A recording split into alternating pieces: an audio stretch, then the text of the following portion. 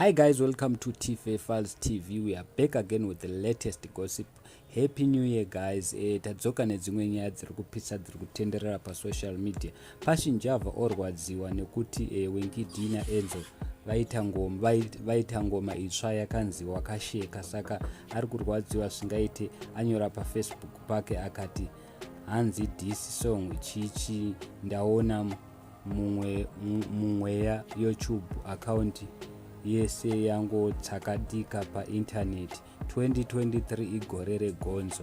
Ndozvataurwa nani napashinjava vanzi 2023 igore regonzo. Ndaona YouTube yemumwe munhu yatsakadika, asi vanhu vataura zvakawanda zvakasiyana siyana. Mumwe munhu adedzera kuti yejongwe rezanu PF here naiwe pangana. Mumwe munhu akati hativhunduke shumba yepamechisi. Mumwe munhu akati not nice, Gafa akuda kuhekerwa manje kuma Gafa hatikwate shumba yepamechisi. Mumwe munhu akaseka akati kikiki kuti Gafa. Mumwe munhu akati mpinga yave jongwe yakasheka. Mumwe munhu akauya akati aimbofamba nebenzi akuita kunge benzi. Mumwe munhu akati Java akasheka akazongomuka ava chikatsi. Ndozvataurwa nemumwe munhu. Mumwe munhu akauya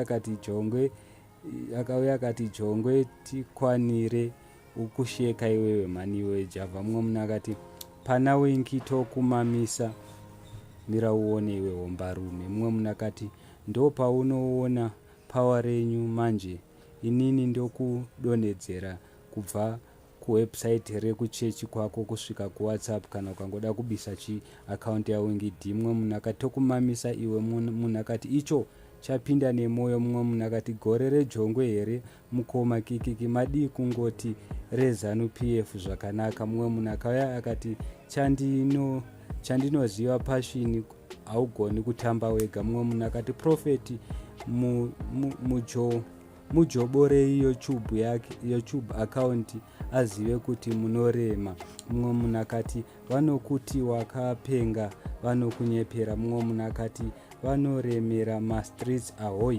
Mumwe munhu akati kikiki manje album ragara harichabudi. Mumwe munhu adedzera kudaro. Mumwe munhu akati ndiwe wokunzi wakasheka kubva waita kufitwa nesong yacho kunge wakazvarwa nayo. Mumwe munhu akati tokupisa kunge mbaura. Mumwe munhu akati hanzi mbinga yanga iri mbada yazomuka yakatsi. Mumwe munhu akati mumwe munhu akati wapinda nemoyo kikiki. Mumwe munhu akati munoreva jongwe rekudya tsanga dzenyu here naipanga naye. Mumwe munhu adedzera kudaro. Mumwe munhu akati ndiwo waitaurwa wakaita kunzi kopo.